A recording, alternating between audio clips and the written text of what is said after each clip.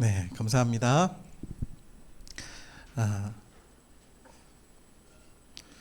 무릎 꿇지 아니하니라는 제목으로 오늘 하나님 말씀 나누도록 하겠습니다. 사자성어 중에 유유상종이라는 말이 있죠.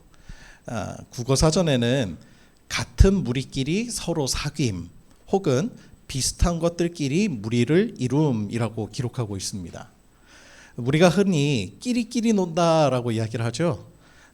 그 표현인 것이죠. 그래서 옛날 어르신들은 그 사람의 됨됨이를 알고 싶다면 그가 사귀는 친구를 만나보라라는 말씀을 하곤 했습니다. 오늘 본문은 유유상종이라는 사자성어를 떠올리게 하는 본문입니다. 1절을 한번 볼까요? 1절의 말씀 우리 다 같이 한 목소리로 봉독해 보도록 하겠습니다. 시작. 그 후에 아하수에로 왕이 아각 사람 함무다다의 아들 하만의 지위를 높이 올려 함께 있는 모든 대신 위에 두니. 아멘. 오늘 본문인 3장에는 새로운 인물이 이제 등장하고 있는데요. 그가 바로 하만이라고 하는 사람입니다. 성경에는 이 사람에 대한 정보가 극히 제한적이에요. 먼저 그가 페르시아의 2인자로 등극하기까지 그가 어떤 공로를 세웠는지에 대한 기록이 없습니다. 다만 그가 얼마나 왕의 총애를 받았는가를 짐작해 볼 수 있는 대목이 있는데요. 그 1절에 보면 그의 출신을 이렇게 기록하고 있죠. 아각 사람 함무다다의 아들 하만. 이 말은 이 지금 하만이라는 사람이 페르시아의 출신이 아니라고 하는 뜻입니다. 그럼에도 왕이 그의 지위를 나라의 모든 대신들보다 위에 두었다면 그에 대한 왕의 신뢰와 사랑이 얼마나 큰지를 짐작해 볼 수 있죠. 또 이 하만이 얼마나 나쁘게 말하면 기회주의자일 수도 있고 아니면 되게 철저하게 왕을 잘 섬겼던 인물일 수도 있겠죠. 아무튼 그가 왕으로부터 엄청난 사랑을 받았던 사람이라는 거예요. 자, 그러면 그가 왜 그렇게 사랑을 받았을까? 성경에 정확한 이유는 기록되어 있지 않지만 충분히 유추해 볼 수는 있습니다. 이 하만이라는 사람을 가만히 들여다보면요, 아하수에로와 참 닮은 점이 많아요. 유유상종입니다. 자기를 과시하는 것을 굉장히 좋아하고 또 자신의 통제에 따르지 않는 사람들을 가차없이 제거해버리는 잔인한 성향을 가지고 있습니다. 전형적으로 이 권력지향적인 사람의 특징이 두 사람에게 다 보이죠. 이런 사람의 특징은요, 윗사람에게 어떻게 해야 사랑을 받을 수 있는지를 본능적으로 너무 잘 압니다. 자신이 타인에게서 얻고 싶은 것을 그대로 윗사람에게 하면 되거든요. 이 하만의 등장은 페르시아에 있는 유다인들에게 커다란 위협이 되었습니다. 그 위기의 발단이 되는 사건이 바로 2절에 기록이 되어 있는데요. 우리 2절의 말씀 다 같이 한번 봉독해 볼까요? 시작. 되골문에 있는 왕의 모든 신하들이 다 왕의 명령대로 하만에게 꿇어 절하되 모르드게는 꿇지도 아니하고 절하지도 아니하니. 하만은 모든 사람들의 무릎을 꿇리고 그들에게 절을 받을 수 있는 사람입니다. 그런데 자신에게 무릎을 꿇지 않는 한 사람이 있었다는 거예요. 마치 그 절대 권력을 가진 아하수에로 왕이 자기 자신의 아내 와스디를 통제하지 못했던 것처럼 이 하만에게도 자신의 통제를 따르지 않는 그 한 사람이 등장한 것입니다. 이게 평행이론처럼 그렇게 보여요. 하만이 얼마나 분했는지 성경은 이렇게 기록하고 있습니다. 5절과 6절을 함께 보겠습니다. 제가 봉독해 드릴게요. 하만이 모르드게가 무릎을 꿇지도 아니하고 절하지도 아니함을 보고 매우 노하더니 그들이 모르드게의 민족을 하만에게 알림으로 하만이 모르드게만 죽이는 것이 부족하다고 생각하고 아하수에로의 온 나라에 있는 유다인 곧 모르드게의 민족을 다 멸하고자 하더라. 하만은요, 아하수에로보다 한 수 위에요. 뭘로요? 잔인함으로. 훨씬 더 잔인한 사람이었습니다. 아하수에로는요, 왕비 한 사람을 폐위시키는 것으로 끝나지만 하만은 모르드게와 그의 민족 전체를 죽이려 하는 것이죠. 자, 그러면 우리가 여기서 생각해 볼 만한 질문이 한 가지가 있어요. 모르드게는 도대체 그러면 왜 절을 하지 않았을까? 왜 위기를 스스로 자초하냐는 거예요. 모르드게가 절 한 번 안 하는 것 때문에 모르드게만 지금 위기에 빠진 게 아니라 유다인 전체가 다 위기에 빠지게 된 거거든요. 그러니 그가 그냥 절 한 번 하면 쉬울 것을 절을 하지 않은 것 때문에 왜 이런 위기를 자초할까? 그런 생각이 문득 듭니다. 그 이유를 성경은 이렇게 기록을 하고 있어요. 그 답이 4절에 나옵니다. 우리 4절 상반절인데요. 제가 읽어드릴게요. 날마다 권하되, 뭘 권해요? 좀 신하들이요, 좀 절해라 라고 계속 권해요. 그런데 모르드게가 그 말을 듣지 아니하고 자기는 유다인임을 알렸더니, 자, 모르드게가 하만에게 절하지 않았던 이유가 자신이 유다인이기 때문이었다는 거예요. 자신의 출신과 하만에게 절하는 것이 과연 어떤 상관관계가 있는 것일까요? 이것을 이해하기 위해서는 유다인에 대한, 그리고 모르드게가 처한 상황에 대한 배경을 한번 살펴보아야 합니다. 먼저 이것을 이해하기 위해서는요, 출애굽기 20장 4절에서 5절 말씀을 살펴보면 십계명에 관한 말씀인데요, 그 중에 두 번째 계명이 기록되어 있는데 그 내용이 이렇게 나옵니다. 잘 들어보세요.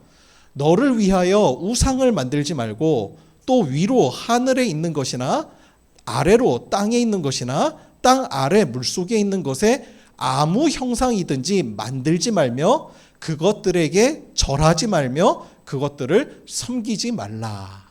하나님의 명령이 있었어요. 자, 율법에 의하면 하나님께서 우상을 만들지 말 것과 그 어떠한 형상에도 절하지 말라고 하나님 말씀하십니다. 자, 그러면 한번 여기서 또 질문이 있어요. 그러면 사람에게 절하는 것은 율법에서 다 금하는 걸까? 그렇지 않습니다. 그렇진 않아요. 왜냐하면 사람이 사람에게 절하는 장면이 성경에 많이 나와요. 창세기에서도 보면 요셉이 야곱을 다시 제외하면서 이집트에서 만날 때 그 이집트에서 낳은 아들 두 자녀를 데리고 이 야곱에게 나옵니다. 그리고 그 아버지에게 같이 절해요. 그리고 모세도요, 이방인인 장인이죠. 이드로에게도 만났을 때 이방인에게 절하며 인사합니다. 그러니까요, 이런 부분에서 본다면 반드시 절하는 행위 자체가 죄가 되는 것은 아니라는 뜻이 돼요.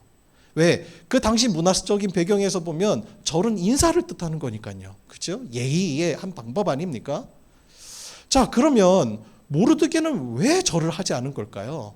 자신의 상관인데도요. 이 말씀을 곰곰이 생각해 보면 어느 정도 답이 나옵니다. 유추해 볼 수 있어요.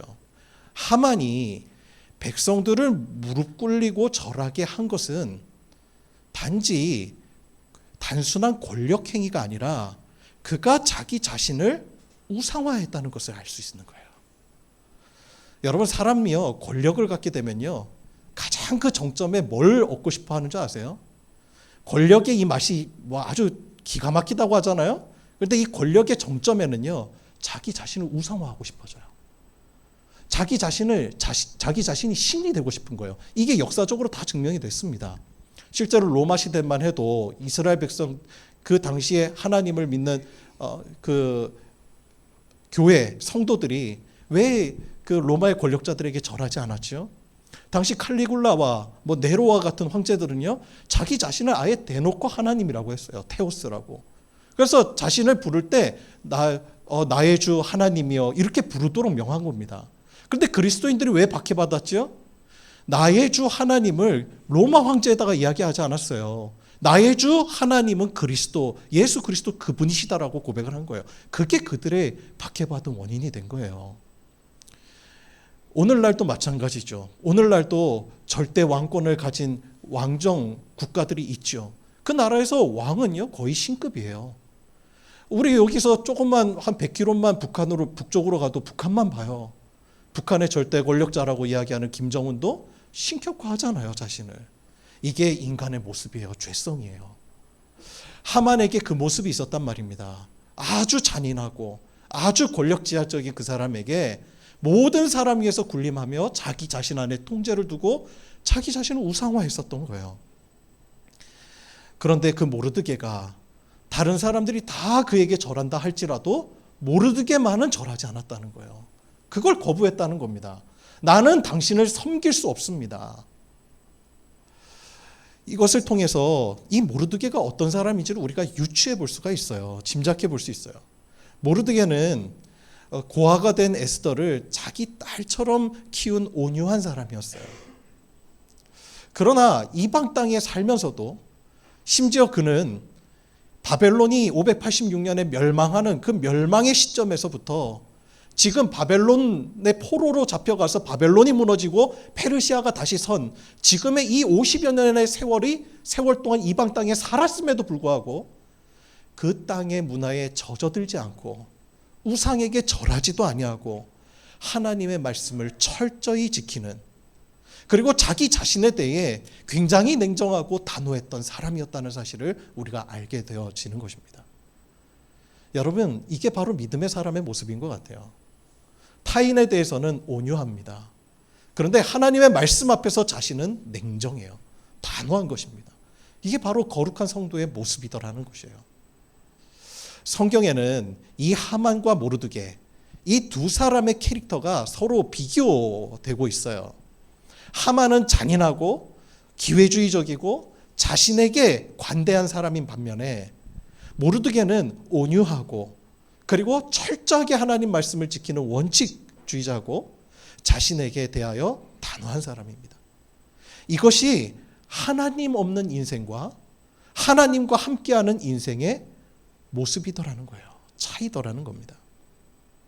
그런데요, 여러분, 이 둘의 이 대립은요, 단지 성격과 기질의 문제를 넘어서요, 더욱 근본적인 문제가 있다는 것을, 이유가 있다는 것을 깨닫게 돼요. 여러분, 우리 하만의 출신을 다시 한번 보세요. 1절에 보면 그가 누구의 후손이라고 기록하고 있죠? 네, 맞아요. 성경은 아각 사람 함무다다의 아들이다라고 이렇게 기록하고 있습니다. 여러분, 이 말을 우리가 들었을 때는요, 그냥 이 사람이 어디 출신인지 모르니까 그런가 보다 하고 우리는 그냥 읽고 넘어가잖아요. 왜냐하면 우리에게는요, 이런 배경이요, 우리 문화권과 달랐기 때문에 우리는 이걸 공부해야 될 내용이지만요, 실제로 이 이스라엘 백성들, 당시 에스더를 잇는 유다 사람들에게는요, 그의 출신만 들어도 앞으로 벌어질 어떤 일이 벌어질지 이게 예상이 다 되어지는 불길한 복선과 같은 이야기예요. 그냥 와닿는 겁니다. 여러분, 아각이라고 하는 이름 들어보신 적 있죠? 혹시 기억나세요? 아각이요, 이 당시로부터 600년 전으로 쫙 거슬러 올라가면요, 사울 왕 때로 올라갑니다. 사울 왕이 아말렉 민족과 전투를 하거든요. 그때 하나님께서요, 이 사무엘 선지자를 통해서 이 아말렉 사람뿐만 아니라 그들이 키우는 모든 짐승까지도 다 진멸하라고 말하세요. 하나님께서 이렇게까지 명령하신 까닭은요, 그들이 진짜 악한 민족이었기 때문입니다. 이게 얼마나 악한 민족이었냐면, 역사적으로 이렇게 더 거슬러 올라가 보면요, 이 이스라엘과 오랜 악연을 갖고 있는 민족이 아말렉인데, 옛날에 그 이스라엘 민족들이 이집트를 탈출해서 그 광야의 길을 오랫동안 걸어갈 때 지쳤어요. 너무 지쳐서 완전히 이렇게 거의 탈진 상태에 있을 때 그들의 뒤를 급습해서 약탈을 하려고 했었던 악랄한 민족이 이 아말렉입니다. 그래서 그때 여러분 그거 기억나세요? 모세가 손을 들어 기도하잖아요. 손을 내려가면 지고 손을 올라가면 이기고, 그죠? 아말렉과의 전투였어요. 그러면서 하나님이 그들이 얼마나 악한지요, 출애굽기 17장 16절에서는요 그들을 하나님의 원수로 비유하기까지 했습니다. 그래서 평생에 그 이스라엘과 이 아말렉은 부딪히는 종족이고 그들과는 정말 이렇게 상종하지 말아야 될 그런 민족이었어요. 그런데 이 사울 왕이요, 하나님의 명령을 어기고 이 아각과 그들의 짐승을 데리고 이렇게 오다가 이 사무엘 선지자에게 꾸지람을 듣고 결국 그 아각을 처형하게 됩니다. 그런데 공교롭게도요, 그로부터 약 600여 년이 흐른 지금 아각의 후손인 그 하만과 사울의 후손인 모르드게가 만난 거예요. 처형했던 사람과 처형당했던 사람의 후손들이 만난 겁니다. 지난주 우리가 살펴보았던 에스더 2장 5절의 말씀을 다시 한번 살펴볼까요? 거기에 보면 이 모르드게의 출신이 나옵니다. 제가 읽어드릴게요. 도산 수산에 한 유다인이 있으니 이름은 모르드게라. 그는 베냐민 자손이니 기스의 증손이요 시므이의 손자요 야일의 아들이라. 이게 후손이라고 하는 뜻이거든요. 그런데 이 베냐민 지파 기스의 증손이라고 하죠. 근데 여러분, 기스가 누구죠? 사울 왕의 아버지예요. 그러니까 그 후손들인 겁니다. 그 후손이 바로 이 모르드게였다라고 하는 거예요. 물론 여기서 보면 증손이고 후손이고 이렇게 나오니까 600년이나 지났는데 이렇게 계산이 잘 안 되시죠? 그죠? 근데 이스라엘에서는요, 이 증손이라고 하는 단어가 이제 아들이라고 하는 단어가 벤이라고 나오거든요. 벤. 그게 아들이라고 하는 뜻도 되지만요, 그게 후손이라고 하는 뜻이 있어요. 중의적인 단어가 있습니다. 그러니까 우리가 읽을 때 그냥 단지 이것만 바라보면 족보가 꼬이는데 라고 할 수 있지만, 원어로 보면 중의적인 의미가 있기 때문에 그의 후손이라고 하는 것을 우리가 알 수 있게 되는 거예요. 공교롭게도요, 이들의 지금 대결이 먼 이방 땅, 어떻게 보면 만날 수 없었을 것 같은 그 이역만리 이방 땅 페르시아에서 펼쳐지고 있는 거예요. 그러나 달라진 점이 있다면 두 가문의 위치가 바뀌었어요. 하만의 권세가 모르드게를 압도하고 있는 겁니다.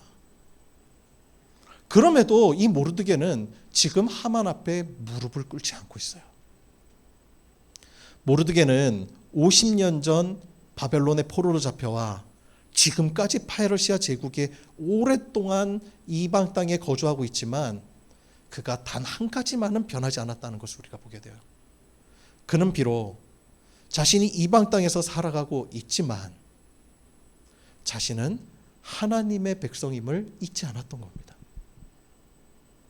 내가 하나님 외에는 어떤 것도 섬기지 않겠다.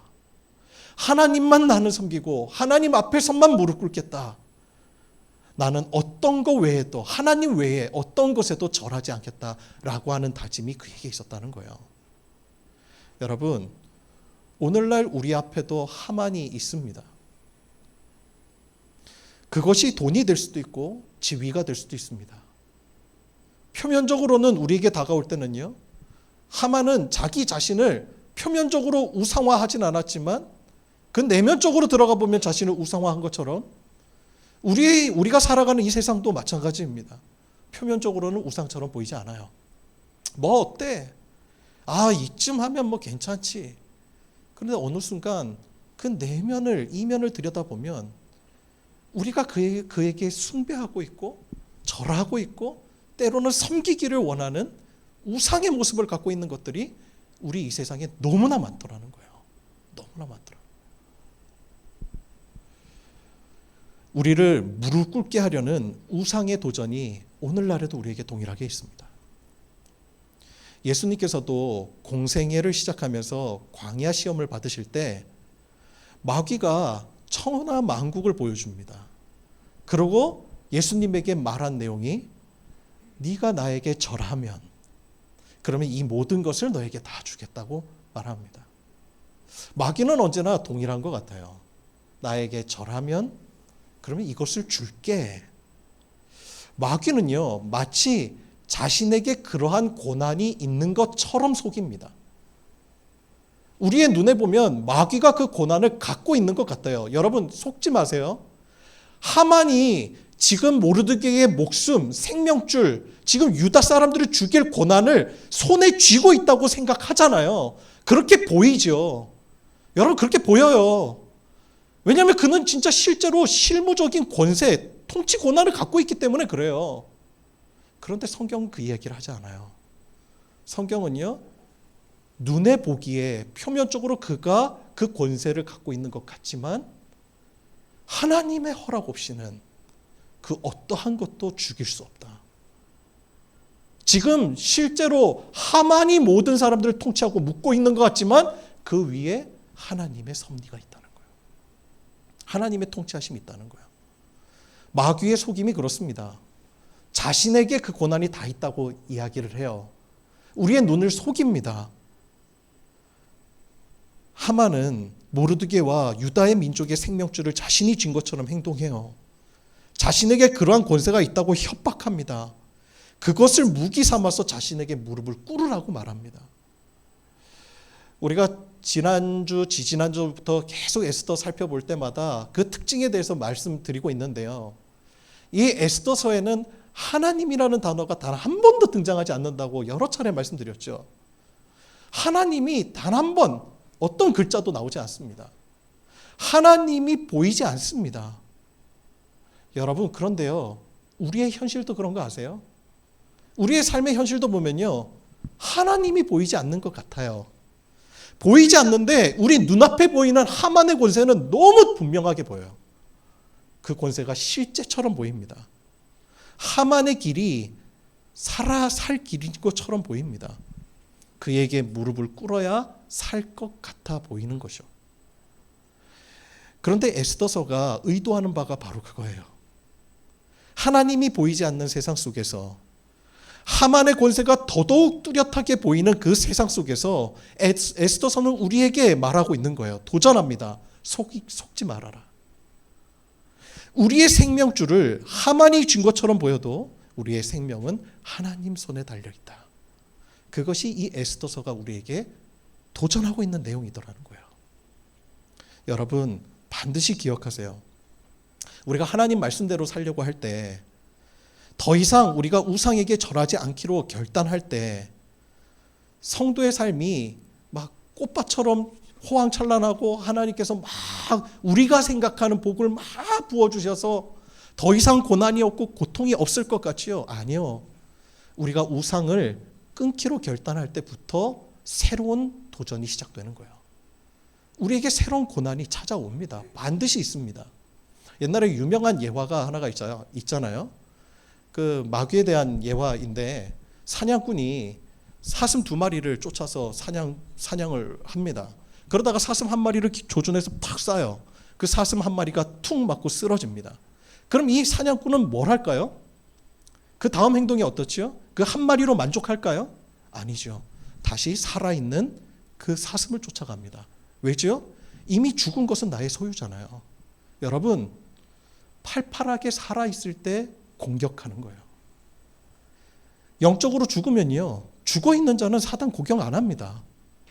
고통이 없어요. 새로운 고난이 뭐가 있겠어요.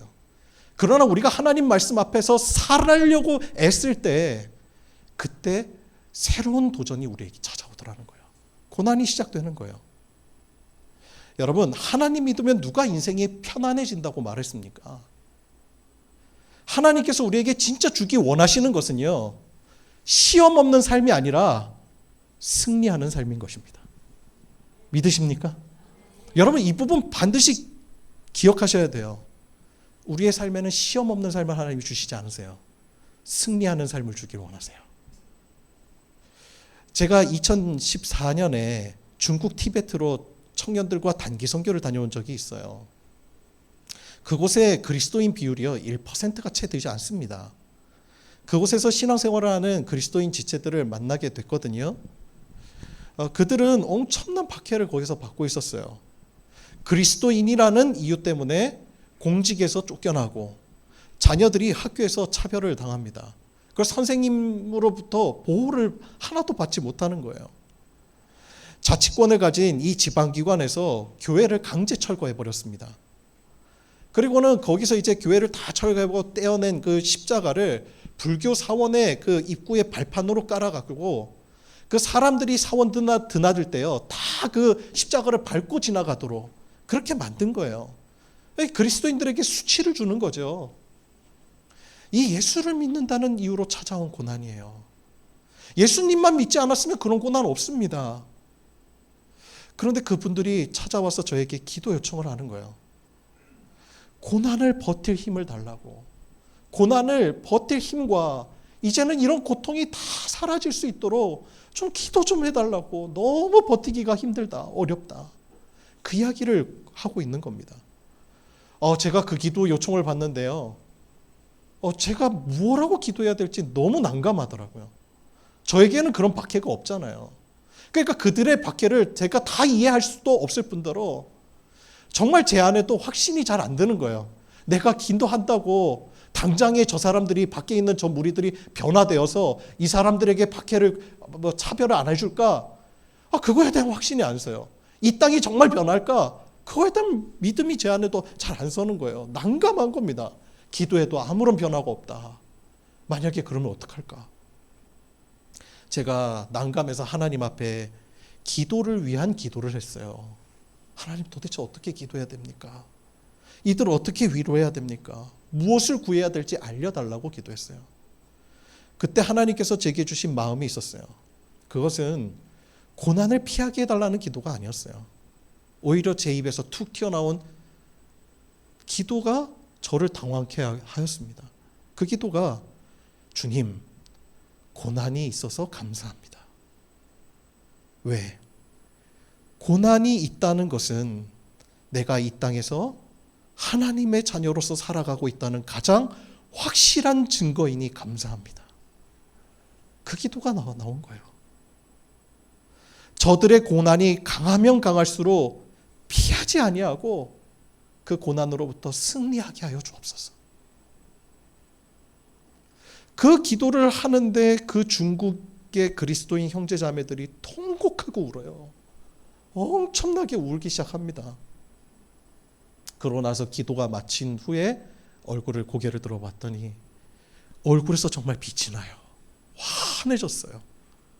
아니, 고난이 있어서 감사하다는데, 아니, 고난을 해결해 달라고 기도한 것도 아닌데 그들이 무언가 답을 얻은 것처럼 얼굴이 너무 밝아진 거예요. 그리고는 그들이 그런 고백을 하는 겁니다. 기도하기 전에는 고난이 자신을 힘들게 하는 줄 알았대요. 고난이. 그래서 고난이 없게 해달라고 기도해 왔다는 거예요. 그런데 기도하는 중 깨달았다는 거예요. 사실 자신들을 정말 힘들게 했던 것은 고난이 아니었다고. 어쩌면 그들이 진짜 원했던 것은 하나님이 지금 우리와 함께 하고 계시다는 그 확신. 그걸 알기 원했다고. 기도 중에 그 확신이 드니까, 이 고난이 있는 것이 하나님이 우리와 함께 계셨던 거구나. 이 고난 속에서도 우리가 그동안 이길 수 있었던 힘이 하나님으로부터 말미암은 것이구나. 그것이 깨달아지니까 고난을 바라보는 시선이 달라졌다는 거예요. 여러분, 이들에 대한 기도의 응답이 된 겁니까? 안 된 겁니까? 하나님이 너무나 명확하고 선명하게 그들에게 응답하신 거예요. 여러분, 우리가 항상 믿음으로 고백하는 고백이 있지 않습니까? 우리가 찬양으로도 고백하죠. 우리의 삶에는요, 수많은 고난이 있습니다. 그런데 그 고난보다 크신 분이 계세요. 그분이 바로 우리 하나님이시라는 고백이죠. 여러분, 에스더서가 우리에게 주는 메시지가 바로 이것입니다. 에스더서는 하나님이 등장하지도 않고 하나님이란 단어도 나오지 않지만 하나님은 역사의 이면에서 일하고 계시고 하나님은 우리와 함께 하고 계신다는 사실입니다. 눈앞에 아하수에로가 있습니다. 하만이 있습니다. 마치 그들의 손에 유다인들의 생명이 달린 것 같고 그들이 역사를 이끌어가는 것 같지만 사실 그것조차 자신도 모르게 하나님의 섭리 속에 편입된 존재임을 에스더서가 우리에게 말해주고 있는 거예요. 사도행전에 보면 사도 바울이요, 유대인 동족들에게 모함을 받고 로마의 재판을 받기 위해서 압송되는 장면이 나옵니다. 배를 타고 압송되어 가는 중에 바울이 자신을 호송하는 백부장에게 그런 말을 해요. 바다에 큰 광풍이 불 것 같다. 하나님이 보여주신 것 같아요. 큰 광풍이 불 수 있으니까 잠시 경유지에서 며칠을 머물다가 가자는 겁니다. 그런데 그때 백부장은 이 죄인인 바울의 이야기를 별로 듣고 싶지 않아 하겠죠. 신뢰하지도 않고 선장에게 갑니다. 출항해도 괜찮겠냐. 그래서 선장에 보니까 아무렇지도 않아요. 얼마나 경험이 많은 사람이겠어요. 그러니 그 백부장이 선장의 말을 듣고 출항을 강행합니다. 그런데 그로 인해서 지중해 바다에서 유라굴로라는 커다란 강풍을 만나게 되죠. 그때 배에 승선해 있던 사람들은요, 살기 위해서 자신이 목숨처럼 가지고 있었던 모든 짐을 다 바다로 던져버립니다.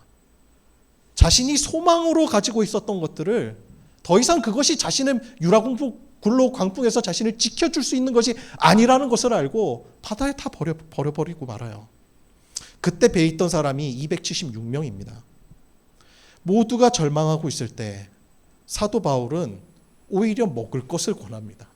너희들이 먹으라. 그러면서 담대하게 외쳐요. 너희들 죽지 않을 거야. 하나님이 우리를 이 광풍에서 살리실 것이라고 선언합니다. 그런데 어느 순간부터요, 이 백부장을 비롯한 모든 사람들은 이 선장이 아니라 사도 바울의 말에 의지해서 유라굴로를 통과하게 되고 어느새 그의 말에 따라 모두가 다 생존하게 되는 경험을 해요. 저는 그 내용이 전개되는 그 과정이 읽을 때마다 너무 흥미로워요. 처음엔 사도 바울이 백부장에게 사로잡혀 압송되고 있는데, 그런데 어느새부터인가요? 배에 탄 모든 사람이 사도 바울에게 사로잡혀 있어요. 모두가 절망을 이야기할 때 사도 바울이 전해주는 하나님의 말씀을 의지하기 시작하더라는 거예요. 사도 바울은 배에 탄 사람들 중에서 가장 연약한 사람이었을지 모릅니다. 죄인으로 끌려가는 중이에요. 선장의 말이 훨씬 더 권세 있어 보입니다. 배의 키를 쥔 선장에게 그 276명의 사람의 생명이 달린 것처럼 보입니다. 그러나 중요한 것은 그 광풍 속에서 선장은 아무것도 할 수 없다는 것입니다. 그의 지식과 경험은 광풍을 만났을 때 무용지물이 되고 맙니다. 여러분, 우리의 인생에도 우리의 힘과 재능과 능력을 무용지물로 만드는 광풍을 만날 때가 많습니다. 저는 지난 주간에 고속도로에서 다중 추돌 교통사고를 당했어요. 처음에는 좀 마음이 힘들었어요. 거의 제가요, 돌아보니까 매년 사고를 경험하고 있어요. 수해도 당했죠. 교통사고도 작년에도 당했죠. 올해도 당했죠. 그것도 제가 낸 사고가 아니라요, 전부 사고를 당하고 있는 겁니다. 예측할 수도 없고 막을 수도 없는 불가항력적인 일들입니다. 왜 이런 일들이 계속 발생하는지, 그리고 무엇보다 사고가 나면요, 저는 솔직히 우리 성도님들이 가장 먼저 떠올라요. 하나님 앞에 그래서 늘 기도합니다. 하나님, 목사 가정에 이렇게 사고가 잦으면 무슨 덕이 되겠습니까? 그때 문득 제 머리를 스쳐 지나가는 말 한마디가 떠올라요. 목사는 왜 안 되는데? 야, 목사는 왜 안 되는데? 목사도 사고 날 수 있고 질병에 걸릴 수도 있습니다. 그런데 생각해 보니까요, 제가 수많은 사고를 당했지만 단 한 번도 크게 다친 적이 없어요. 또 제가 타인에게 아픔을 주는 가해자가 아닌 것이 얼마나 감사해요. 이번에도 보니까요, 저를 이렇게 뒤에서 받은 차가 버스예요. 미니버스. 근데 이렇게 반응하실 줄 알았어요. 다들 보면 저도 들이받고 나서 충격이 있었거든요. 꽤 컸어요. 근데 충격이 있었는데 저도 뒤를 바라보고 깜짝 놀랐어요. 큰 게 있으니까. 이렇게 반응하실 줄 알았어요. 처음에는 저도 진짜 이게 뭔가 싶었는데요. 그 뒤에 교통사고 난 차들을 보니까요, 제가 얼마나 감사했는지 아세요? 왜냐? 뒤에 버스를 뒤에서 들이받은 차는요, 완전 반파가 됐어요. 완전 반파돼서 다 망가진 거예요. 보니까요, 버스가 우리를 지켜줬어요. 2중, 3중 추돌해서요. 새로운 시각이 보이더라고요. 여러분, 목사도 사고 만날 수 있습니다. 아니, 여러분들보다 훨씬 더 많은 거의 매년 저는 사고를 경험하고 있어요. 그런데 그 속에서 제가 붙든 은혜가 있습니다. 그것이 바로 이거예요. 제게 일어난 수많은 사고를 저는 피할 수는 없었지만 하나님은 그 수많은 사고 속에서 내 생명을 지키셨다는 사실입니다. 절대 권력자 아하수에로 왕도 페르시아 2인자 하만도 자신이 통제할 수 없는 일들이 있어요. 그런데 그것은 모르드게도 마찬가지입니다. 하나님을 믿는 믿음 때문에 생명의 위기가 찾아왔습니다. 예상치 못한 고난이었어요. 하나님을 믿던 그렇지 않던 모든 사람들에게는요, 누구나 자신의 힘으로 할 수 없는 한계 상황을 누구나 마주합니다. 그래서 세상 없는 권력자라 할지라도 겸손해야 합니다. 그러나 모르드게가 하만과 달랐던 것은요, 그들의 한계 상황을 넘어서 일하시는 하나님이 그들과 함께 계셨다는 거예요. 그게 차이입니다. 그래서 하만은 자신의 한계 속에서 결국 멸망하였고 모르드게는 승리하였습니다. 여러분, 우리가 받은 축복이 바로 이거예요. 이 세상에 우리 눈앞에 보이는 우상들이 있어요. 그게 힘이 커 보이죠. 그게 돈이 됐든 뭐가 됐든요. 그런데요, 그것들도 다 한계 상황이 있습니다. 그런데 우리가 믿는 하나님은요, 역사의 주관자세요. 시간을 다스리시는 분이시고 이 천하 만물을 다 지으신 창조주세요. 우리가 세상과 다른 것은요, 그런 한계 상황을 만났을 때 부르짖고 찾을 수 있는 이름이 있다는 것. 그 주님이 있다는 것이 우리에게 커다란 위로가 되는 줄 믿습니다. 여러분, 모르드게가 승리한 것이 아닙니다. 우리의 한계를 넘어서 일하시는 하나님으로 말미암은 거예요. 여러분, 우리의 삶에도 위기가 있습니다. 위기가 만약에 여러분 삶에 없다면 그게 오히려 여러분 진지하게 고민해 보셔야 될 내용이에요. 내가 예수 믿는데도 고난이 없다? 그러면 내가 지금 제대로 믿고 있는 건가? 생각해 보셔야 합니다. 종교에 자유가 없어서 박해를 받는 티베트 형제들과는 우리가 상황이 조금은 다릅니다. 우리나라에는 종교의 자유가 있고 우리가 예배를 드린다고 해서 우리 삶에 찾아오는 불이익도 없습니다. 그래서 우리는 착각을 해요. 지금은 박해의 시대가 끝났기 때문에 고난이 없다고 생각합니다. 그러나 여러분, 전혀 그렇지 않습니다. 박해는 사라졌을지 모르지만 우상의 유혹은 훨씬 더 많습니다. 그래서 예전에 북한 선교를 하셨던 어느 선교사님이 그렇게 말씀도 하셨어요.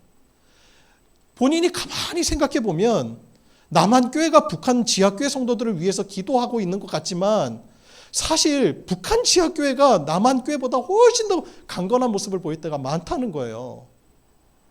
북한의 성도들은 이미 엄청난 박해를 각오하고 하나님을 믿는 믿음이지만 남한의 성도들은 수많은 우상과 유혹이 난무하는 세상 속에서 우상을 믿음으로 혼돈한 채 그릇된 길로 빠지기가 너무나도 쉽다는 거예요. 여러분, 착각해서 안 돼요. 우리 안에 고난이 없다는 것을 이상하게 여기셔야 합니다. 우리 사회에는 하나님과 대척점에 있는 것들이 얼마나 많은지 몰라요. 돈이 생명보다 앞서는 세상 아닙니까?